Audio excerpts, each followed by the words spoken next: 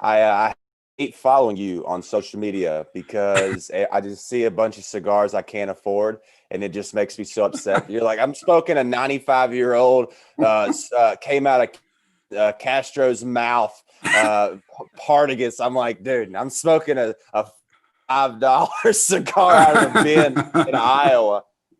It makes me mad, but it's so nice to meet you, man, and it's cool to thank you for having me on.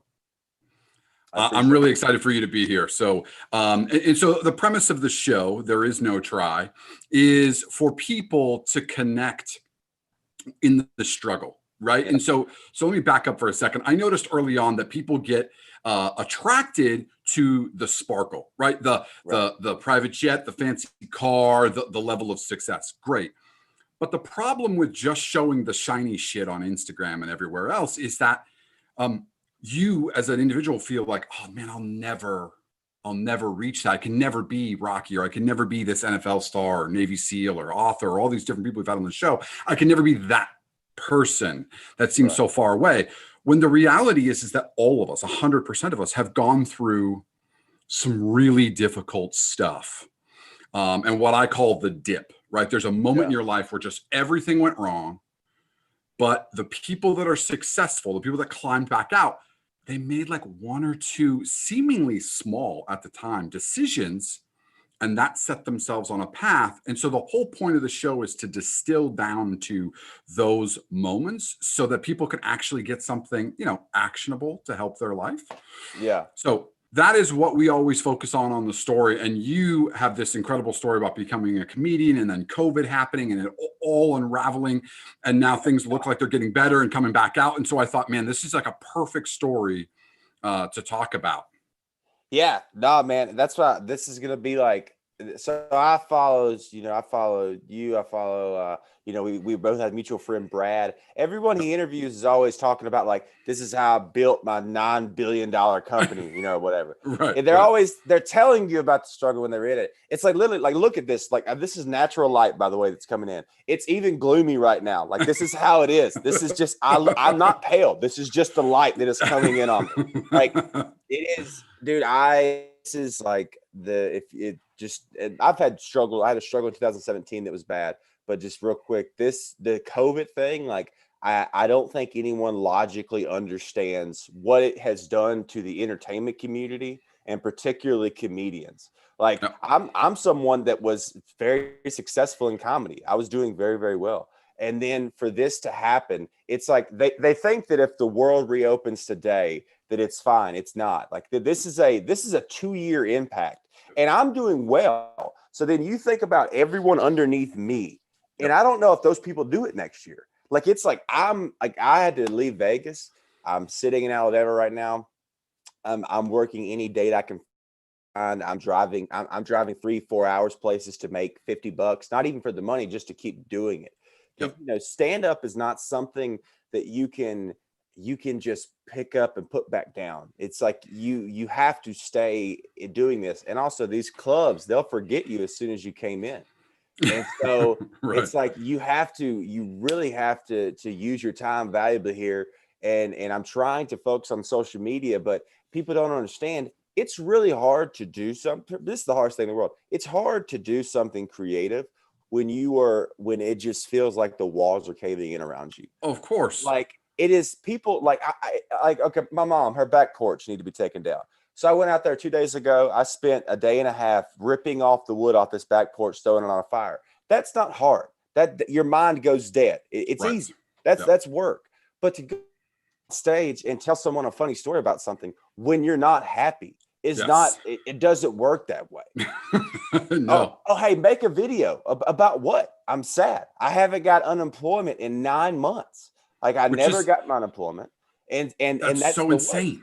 And the craziest thing about it, because that's the main factor in all this. I still would be kind of upset by things, but I would at least be eased. But I live in Vegas. I loved Vegas for a long. I loved living there, and it's like to get to not get unemployment and then have no reason why, and like to not like there's nothing I can do. That's something that really bothers me in life. I like things I can control. That's why I like stand up, because I can control it. I know the people. I know how to control the audience. I control everything that goes on that night. With this, there's nothing I can do. Right. And so then you add no unemployment. You add since March 16th, I think I've done 10 shows. I usually do 10 to 12 shows a week. Right. Right. I really root canals. So I've had to get 2 root canals during all this. Man. I'm trying to just figure something to do, but this is like the thing, I guess the thing that can inspire people during this is like when you're so low, you find like little victories in everything. 100%. So like small things. Yes. Plus like super, super small things. So like this weekend, I booked a weekend because someone dropped out at a comedy club and they called me and they needed me. And I was so excited. It's like this has been an awful week, but it's like I'm like, oh my God, I get to work. And I was like, I don't care what the money is. I don't care what date I'll be there. I'll be there. You do an hour, you do 10 minutes, I'll be there. I'm great. Right. So it's like that's the plus side of it. But this is like, everyone you always hear talk, they tell you about the success. I am in the negative part right now. Yes. So that's actually why I wanted to bring you on the show, because for 2 reasons.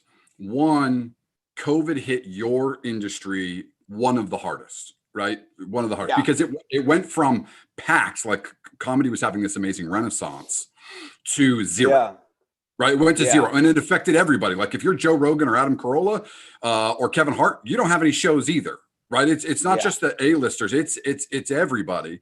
And so I wanted to have you on to kind of talk about that, because your career was really taking off.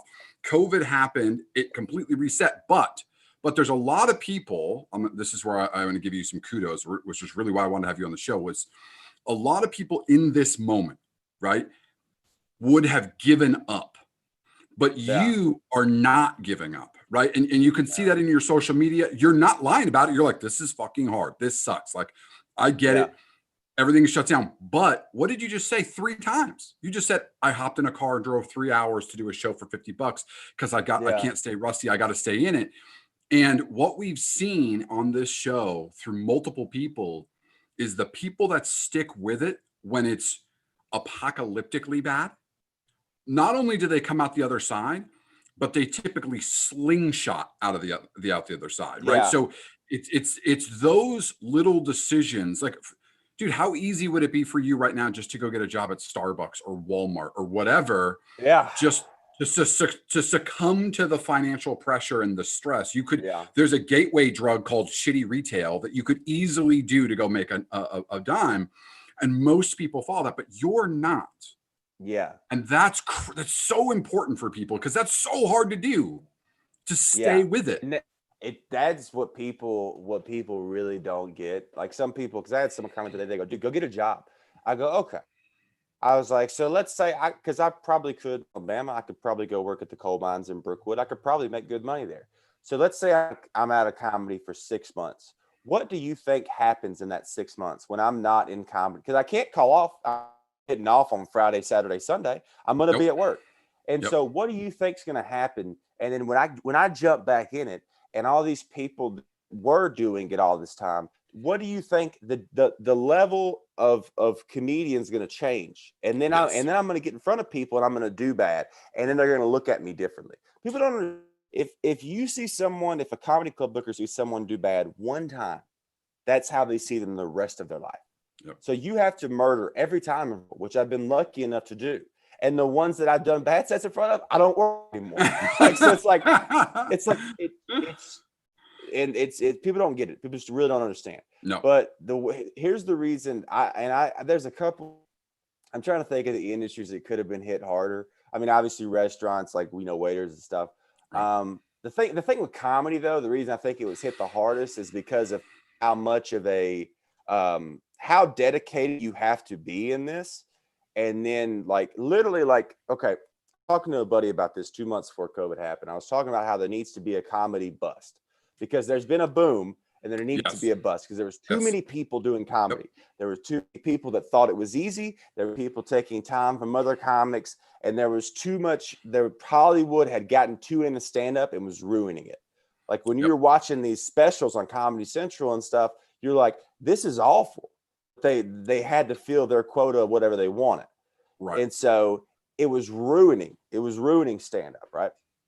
And now this is the comedy bust. However, didn't think it would be this brutal, Right. because It's a bloodbath. for people that don't know, I'll explain. So you have arena comics. There's like a handful of those. You have sellout theater comics. There's quite a few of those. You have sellout comedy club comics, and there's those. And then you have people like me. And then below me, you have features, which is the middle person and host. So I'm a headliner, but I don't sell tickets, right? Now I can do an hour. I do it great. The club loves me, but I'm not selling tickets. So obviously you're gonna take the person that sells tickets. Yep. Now, so that person I compete against. However, now you have all those people back into one. You have arena comics and theaters that are doing Tuesdays at comedy clubs. They're performing. I mean, Bert Kreischer, he did a show the other day at the Stardome. He did 2 shows for, I think it was 150 people apiece. He could do the Alabama Theater for 2,500 seats. And so I'm going to call a comedy club, and like you can look on most comedy club websites right now. The people they have booked are all sellouts because it's a business. Of course. Do you want to stay open, or do you want to book Rocky, who's your friend, and then lose $2,000 on the weekend? Because they can't afford to lose money anymore. It's not, they're out. A lot of comedy clubs. This is why, like Wendy one time at Comedy Works said it. It's in Denver. It's a great club.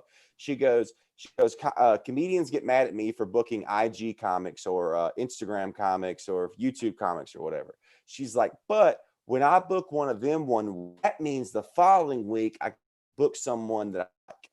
And so that means like she could book someone like me because she made so much money the weekend before. Right. And so with comedy, people competing for spots again, I'm never going to beat out Tom Segura for a spot. I'm never going to beat out Sebastian Maniscalco for a spot, So now I'm just out of work.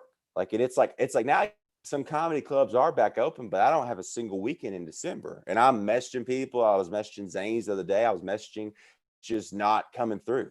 And then Vegas, the place that I was living where I work, they're pretty much completely shut down. There's a couple clubs that are trying to open, but they're at half capacity. The money's lower now. Everyone's door deals are different. You're not getting a guarantee anywhere. They're not putting up features now. I'm trying to feature for people. The problem is every person coming in, they sell tickets, so they bring a feature. Of course. So there's just it's such a it's such a grind, man. It's so hard right now. This happens in every industry. From time to time. It's all cyclical. So if we go back to 2006, okay, so 2005, 2006, I was in finance. I was working in Boston. I was working 60 plus hours a week, 70 hours a week. And I was making, wait for it, $34,000 a year total living in Boston, which is the poverty level. I mean, Boston's a very expensive city.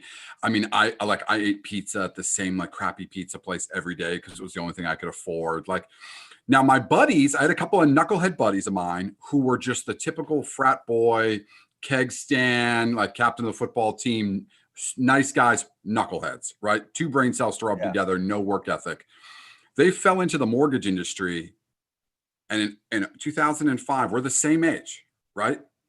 I'm the guy with the good job. They're the guys making $500,000, $600,000, $700,000, $800,000 a year at 24, 25 years old. Why? Because at that time, it was the boom for the mortgage industry. Then 2008 came, punched every one of those people in the teeth, complete bloodbath. Mortgage brokers got reduced by greater than 70%. Only 30% of them made it through. Real estate agents, same thing. More than half of them got just wiped off the map completely, never came back. Flip forward from 2008, skip forward about 3.5, 4 years, right? So 2011-ish, market has come back. The war of attrition happened because now they're the only people standing. So now if you needed a mortgage or you needed a real estate agent, the pool to choose from is so much smaller.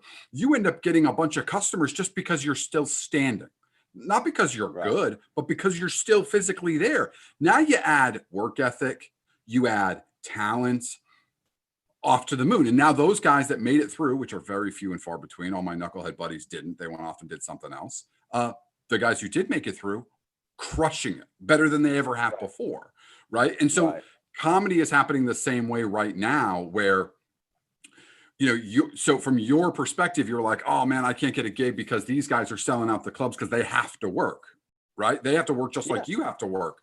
But what you maybe aren't realizing is there's a whole bunch of people under you that wishes they were Rocky Davis. Right. Dude, I thought about that the other day. Dude, there's a whole bunch of people that wish they were you.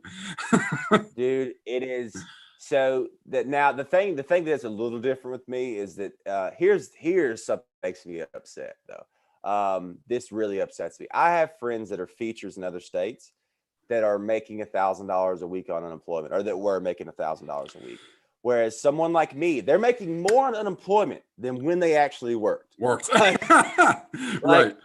It's my buddy said the most of comedy was this year. He goes, this has been a great year in comedy for me. I've made more than I've ever made in my life. And I was like, what? He's like, yeah, with unemployment. And I was like, yeah. So like that is the thing. But I thought about that. I had this realization, the same thing you just said. And it's so funny, it took me so long. The other day I was sitting there, I was texting a buddy who was a feature friend of mine, and he hadn't worked the entire quarantine. And I was like, wow, I'm like, oh my, there are so many people that are under me and that are just that won't be doing it next year, Right. So what that means is in a year from now, when things are, I won't say 100% back to normal because they won't be, but they'll be more closer to normal.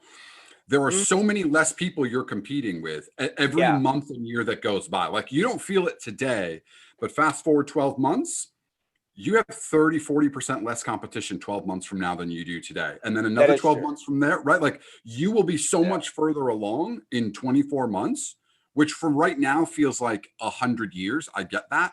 But 24 months will go by so quickly. And you will be the headliner that's blowing out comedy clubs in 18 to 24 months because your tenacity, because your work ethic, and because of attrition. Yeah. Right. Because those comedy clubs, they got to keep full. Right. So it's playing to your hand. It's just, do you have, and I know that you do, so this is more for the audience, but do you have the intestinal fortitude, the grit to just get kicked in the teeth over and over and over, knowing, look, you can call it God, you can call it the universe, you can call it whatever the hell you want to call it, is trying to haze you. It's their version of Navy SEALs Hell Week, right? Of like, all right, we're going to flush all these amateurs out. And it's the true professionals that come out the other side. But once you do, it's all the glory. It's all the money. It's all the glory. It's all the clubbing. It's all the good stuff that you want. But can you do it? And it sounds so easy, but it's so incredibly hard. Yeah, that's it. There's 2 points I want to make. So one is every time I listen, because I follow Brad, follow Gary V and all them, and there's always someone talking about, man, I had to eat a rat out of a Subway to make my venture cap, but I always listen to it. And I was talking to a buddy the other day, and I go, man, I'm like, everyone has these hard stories. I'm like, that must suck. He's like, yeah, you have a hard story. I'm like, nah, I don't. He's like, he told me in my past years. Now he's like, and now this, he goes, yeah. He's like, you were living that story. And I was like, oh, I've been in the story for so long. That's just life. I was living, like I'm telling people and they're like, wow, it really sucks. I'm like, no, it's cool, dude. Somebody gave me their Hulu password the other day. It has been like, it's like, we're like, I always say, like, it seems so hard. And then I'm realizing like, oh, this is like, in 2017, I had a guy, a Facebook, he was an awful person. He dropped me from a tour, a 6-month tour, 4 days before the first tour date. Right. I made no money for 6 months, and it took me up until last year to kind of get out of that burden a little bit. And then other stuff had happened. I just kept hitting it and fighting. And then this happened, and it was like, wow, how long am I going to be in this? But I was talking to everybody the other day. I said, look, man, here's what we are right now. We are Forrest Gump and Lieutenant Dan. I'm like, and the hurricane is here. Okay. Now everyone else has docked up their boat and they're waiting it out. Okay. And I was like, what happened though? Their boat got destroyed. And because we stayed on the water, Yes. because we stayed on the water. We got all the shrimp, and now we eat chocolate and eat shrimp. Okay, Yes. we're billionaires. We just have to wait out, and it's like that's the thing is if in this time, if you could stay doing it, you are going to grow. I think so much that when comedy does start back and everyone's rusty and everyone's trying to get it, you are Yep. clicking, clicking, clicking.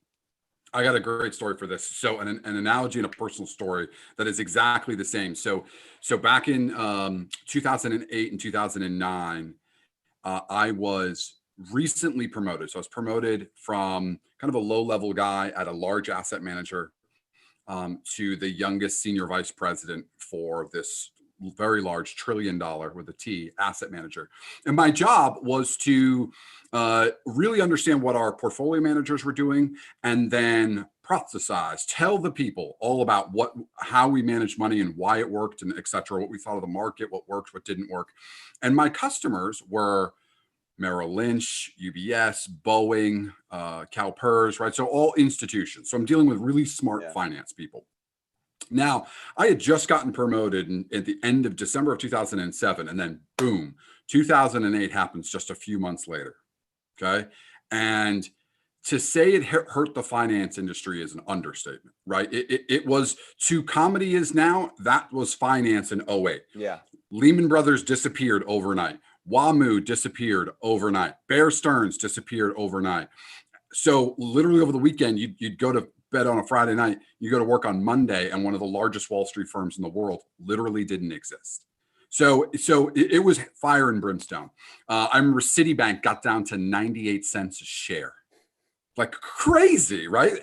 So, but here's the thing. I was an idiot. I didn't know any better. So I knew my marching orders were I had to have 3 breakfast meetings, 4 lunch meetings, and 2 to 3 dinner meetings a week, every week. I didn't know because of my lack of experience, I didn't know that it was so hard in 2008, 2009. Don't get me wrong, it wasn't fun. Yeah. But I didn't know how freaking hard. It was so brutally hard, but I didn't know that. I just thought, oh, I guess this is the world. Like, I guess this is my job.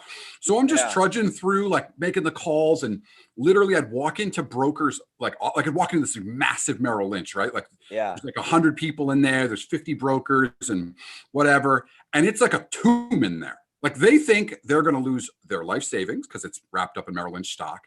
Bank of America is going to have to buy them and they got to get a bailout. So all these guys are like, they're dying. Their clients are losing a ton of money. And here I come like, hey guys, what's up? Like, let's go get a steak. This is great. Right. Because I don't know any better. I'm so naive. Right. So my business that year, it was the most amount of money I've ever made. I was the #1 producer at the company. I'm 28 years old. I'm not afraid to say, made $750,000 that year. Because I was an idiot, because I didn't know that it was supposed to be fire and brimstone. Like, I get it. Like, yes, it's bad, but like, this is my job. So I guess I got to do my job. All of my competitors stayed at home watching CNBC, waiting for the storm to pass. And then they were going to get back into it. I didn't know any better. I stayed out in the waters, man, knocking on the doors, making the phone calls, sending the emails, getting rejected, doing it over and over and over and over. And now out the other side, I wasn't a one-hit wonder in '08. I became the top 5% of my peer group every year afterwards because of what I did in '08. Yeah. Right. So it really does work 1,000%. It happened to me personally. It was the highest grossing years of my career. But the question is, it's so easy to say, but it is so much more difficult to do. And that's part of what I really wanted to coax out of you today to all our listeners, to be inspired by your journey and what you're going through, because you are sticking with it. And in a time where it's uncertain and you have no idea what's going to happen next week, next month, that little decision that you are making right now to just keep DMing people, keep emailing, keep calling, keep trying to get those spots. I am telling you, as frustrated as you are, the amount of people that aren't doing it is enormous. Like you would be so fired up if you could somehow see how many of your competitors, other comics, aren't pitching for jobs. Yeah. Yeah. you would be pumped, bro. You'd be like, now I got to do it even more because these knuckleheads are quitting on me. That's Yeah. awesome, right? Yeah. Like it's a weird kind of way to think about it, but that's how I know unequivocally that you're going to be enormously successful. You'll be buying me cigars next time. That's I know that because I've seen it before. I recognize it in your personality. I've been there before. So I really wanted to highlight that with everybody here on the show, right? We have, tens of thousands of downloads for every episode. I know that message is going to resonate really, really well with them. Yeah. No, man, I hear this. It's what's so weird is I hear this all the time. Like I hear this. I've heard this before COVID, where I meet comics that are so far ahead of me, and they're like, wow, man, like I can't wait to see you in a couple years. And like it's like, man, when is the when is it When is it a couple of years? Dude, it feels like I've been good at comedy. Like I'll say where like I think I'm good for like 2 or 3 years. Where it's like I can go on any show and I meet these people and they're all like, "Wow, man! Like how long you been doing it?" But it's like you're waiting on that time, and it's just that's the thing is you don't know, and you don't know when it's gonna happen. I don't know how it's gonna happen, but I keep. I mean, don't get me wrong. Like some days they're like, I could do something else. But then I'm like, no, I wouldn't. I would be miserable. I would be miserable. I would rather be miserable doing. I remember one time my first 8 months in comedy, I went on a mini tour, which I didn't have. I couldn't. I went to Memphis, Nashville, Huntsville, and Birmingham, in my mom's old F-150, and the heat was out in it, and there was a blizzard in every city. So I had to go to the store and buy the little heating thing that you plugged in for your truck to just put by your feet. I had to go buy one of those and keep it on the windshield while I drove to keep one spot hollowed out. And like looking back, I'm like, dude, I could have died. Like I should have died. Yes. And then I was like, I'm driving, I'm making $50 in Huntsville, and I'm like, this is amazing. I spent $900 in gas. It's an F-150. It's like looking back, and then it just happens over and over. And then but you don't realize it's like, yeah, every person has a story. Every like really great comic has this same wild story. Yes. And if you just make it through this time, and I don't know how long this is gonna last. I think it's gonna have a very long residual effects. But yeah, it's true. Like if you come out of this strong, you're gonna on the other side of that. Like I think Bert Kreischer is gonna come out of this so much better than he came in it. I mean, he already is, but he is going to be so strong on stage, and his creativeness is still keep going. I mean, he does drive-ins every weekend. He's doing something every weekend. I think he's going to come out of this, and I think next year he could be the highest selling comedian. I really do. Wow. Yeah. Well, actually, he is this year technically because he's the only one that's only one working. but I think next year he could possibly be the highest selling comedian because of the way he's hit it so hard, and he's done more in the quarantine than anybody else combined. I mean, it's right. So yeah.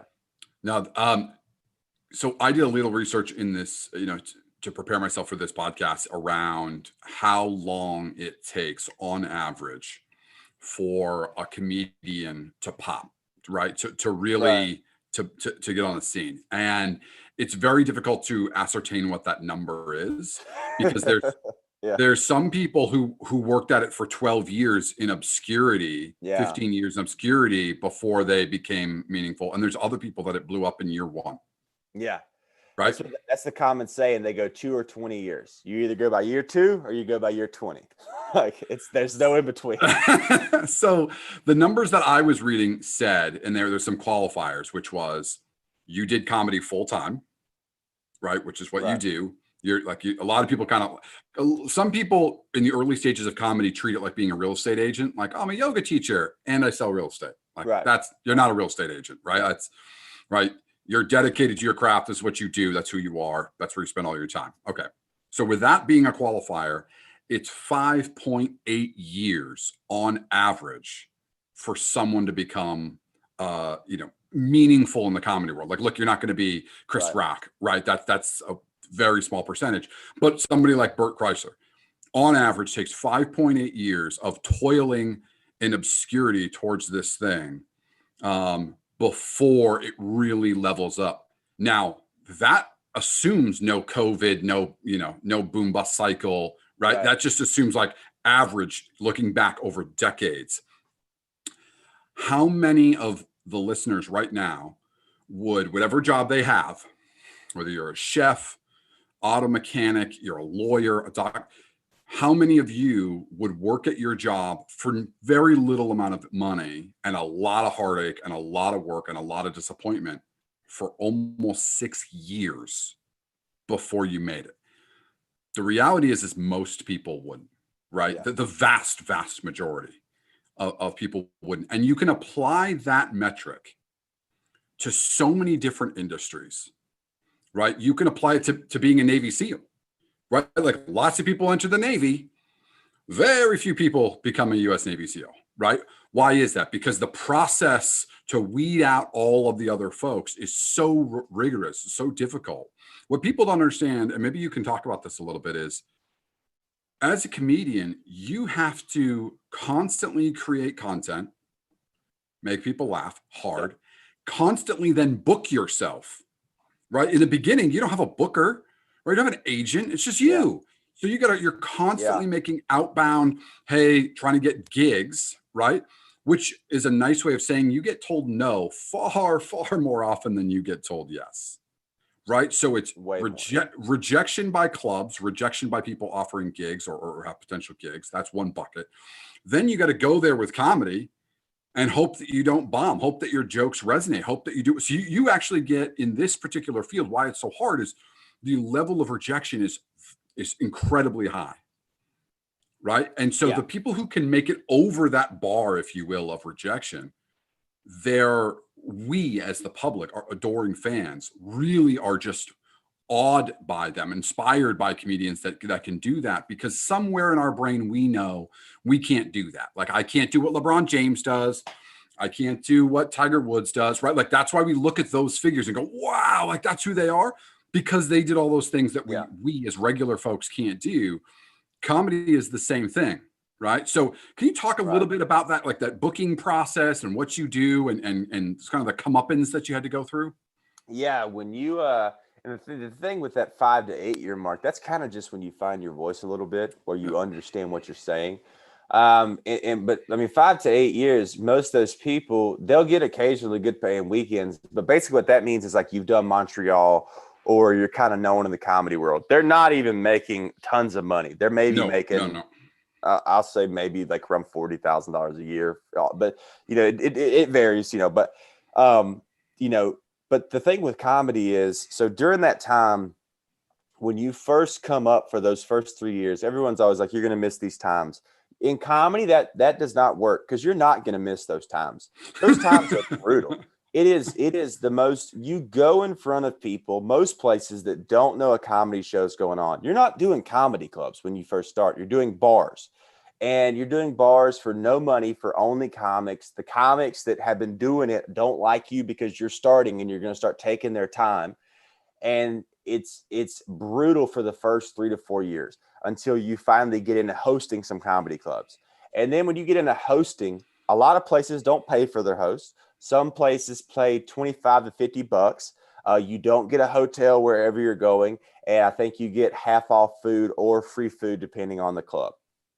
Then you start getting into like the 4 and 5 year mark where you're featuring and you're getting $100 a show, hopefully a hotel. Some places don't give a hotel, but I was the guy, I was like, I don't care if you have a hotel. I'll get my own hotel. I'll stay with a friend. I'll do whatever. So it's, then you get into the actual process of being a headliner at first. So I've had a manager. I've been with the biggest management company in comedy, and I've had an agent. The problem is it's a business for them. So a manager, first off, in my opinion, doesn't do anything. They just guide you. And guiding is just, in my opinion, just a big lie, because they just tell you things you already know. They're like, you should do SNL 10%. Like, it just doesn't make sense what you're not. Right. They don't really do, like, they can get you a general meeting. Like I've been to every studio lot in the world. I've been to Warner Brothers. I've met with CBS. I've met with ABC. But you just do generals where they're like, yeah, we like you, but we can't use you, and I've been on tons of those meetings. So it's like the manager to me is useless almost. Then you have an agent, which can book you. but you're a basic headliner. The average headliner rate in the road, if it's a decent club, is $1,500 and $350 for travel. Okay. So if they're booking you, they're going to make $150.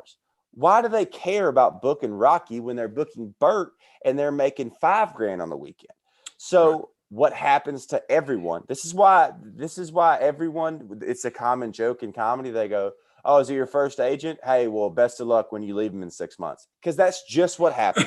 It's just what happens. An agent will sign you early because just to see if you're going to pop in 6 months. And if you don't, they back pocket you. I had agents that literally told me on the phone, they're like, "Hey, we apologize. We back pocketed you," because I went to a comedy club and the comedy club recommended me to the agency. And the agency's like, "Oh yeah, we rep Rocky." And they go, "Why haven't you ever pitched him?" Like I literally, they just got caught not pitching me to clubs. And that's what the thing is that makes you lose trust. And you're like, Of course. "Oh, these people are talking on my behalf and they're not even doing what they're supposed to do." And then you get mistrust in the industry.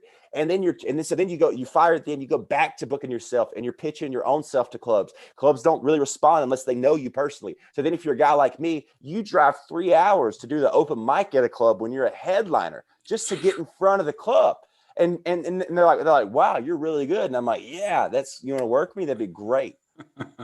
You go like it's that process of you like every day I send an email to a club. I've had a guy, and this is something I've never understood, but I have a guy that I've emailed for 2.5 years now for a show, and he has never responded. And I email him every time, and he never responds. And I'm going to keep emailing him. I'm going to email him until the day that he dies, and I will do it. And some people will be like, "Oh, I messaged the guy. He didn't message me back." I'm like, "Okay, what does that mean? I don't understand what you're saying." Like there's this place that books features in Columbus, Ohio. And so they book 17 clubs. So if you get in with them, you get work at 17 clubs. It's awesome. Wow. And what you have to do is you have to email the booker, and he's going to tell you the club's under renovation or it's closed. He'll tell you that. And he'll tell you that for 1.5 years until finally you get in. Okay. So for 1.5 years, I messaged this guy. The club's closed. It's under renovations. There's a water leak. And it's just boom, boom, boom. Finally, I get in, and I go up there and do it. And I get off stage, and the guy goes, "That's one of the top 10 auditions we've ever had here, man." He goes, "That was awesome," and then he worked me. And so then after that, I would give people the email, and I'd be like, "Look, this is what you have to do." I would see those people 6 months later and be like, "Hey, man," they go, "Oh, I messaged them twice. He said that they were closed." And so I just quit. I'm like, "I told you what to do. I told you what to do." Yes. I'm going to tell you it's closed. Yes. And they just don't, unless a club owner has to message me and say, "Don't ever text me again. I don't like you." And that will be it. And guess what? I've never gotten that text. Right. I've never gotten that text. Okay, pause, because this is the whole point of this podcast is I get so pissed off and fired up about all these sort of like motivational business guru guys that say stupid stuff like tropes, right? Believe and you can achieve. And you go, "Okay, great. What the hell does that mean?" Yeah. I want to pull out granularity. I want to pull out actionable, like what did Rocky do to get here? Tell me what that's, and you just told me. And for the vast majority of you, you're not hearing what he's saying, which is you have to be irrational in your pursuit of this goal. A rational person emails once or twice, gets the closed. Okay, they can't make it happen. Move on. A person who is irrational in their desire to have this outcome will keep going over and over and over and over and over again until they break through. This is universal for every person that we've had on the podcast. So the last person we had on the podcast was Chandler. She is a comedy writer for a whole bunch of different shows, Fox NFL. She writes for Rob Riggle and a bunch of other folks. And that was what she wanted to do. She wanted to write for sitcoms. She wanted to write for comedy movies. And she had a very similar story in that she was just going to keep knocking on the doors, whether that's phone calls, emails, or quite literally, until she was allowed in. And that's exactly what you did. So for the people that are out there This is the trick. This is the hack. This is the way to solve it. If there is a decision maker like Rocky has that he needs to get in front of, he continues to email until he is told yes or no. That's it. He doesn't say, hey, I'm going to send 3 emails and give up. I'm going to send 10 emails. And it's yes or no. That's it. So you have to commit your brain and go, I'm going to keep pinging this person. I'm going to keep trying for this goal until they either tell me to pound sand or they throw up their hands and go, fine, I'll give you a chance. And this is the hazing process. I keep talking about Navy SEALs this episode. I don't know why. This is the hell week, right? This is that thing that separates the wheat from the chaff and all the other stupid tropes we use at this to describe this moment. So if you're going to set this goal for yourself, whether you're trying to get into comedy or be a partner at a law firm, I don't really care. The truthism,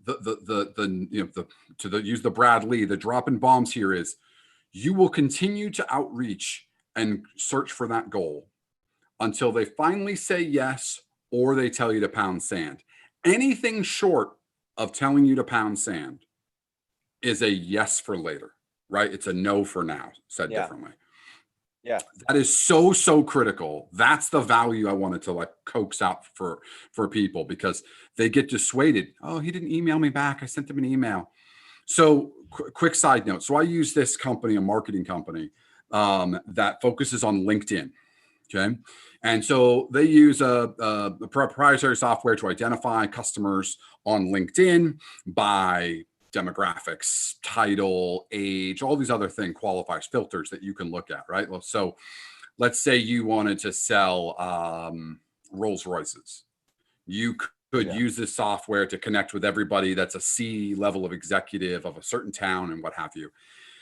And what the software tells us from Microsoft is that your average person, salesperson, you're a salesperson, I'm a salesperson, we're all salespeople. By the way, if you don't think you're a salesperson, you're lying to yourself. But it says your average salesperson reaches out 2.2 times.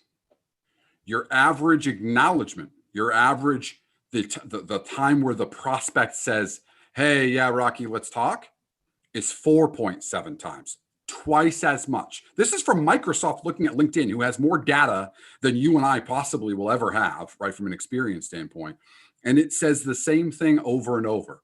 What your average outbound person reaches out twice, the prospect wants you to reach out, I'm going to round up 5 times before they engage. Just do the math.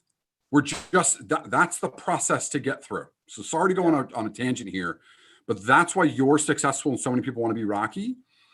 That right there. Yes, you're hilarious and you've got great stage presence and you're very clever in the way you deliver. All that is true. There's a lot of great comics out there that will never be you because they can't do this piece first. Yeah. Right. Your talent doesn't matter if you're never on stage. Yeah. How does that matter? It doesn't matter at all. Right. No one knows it. So that's the critical little part. And I just get really fired up about the amount of people out there that like sell motivation like a snake oil salesman. Yeah, I love snake oil salesman. Yeah. So, I get fired up because I want to show people what it actually takes to be successful, to get it done in all these various industries. And what you find is that universally, it's all the same. Yeah. Right? It's all the same. It is.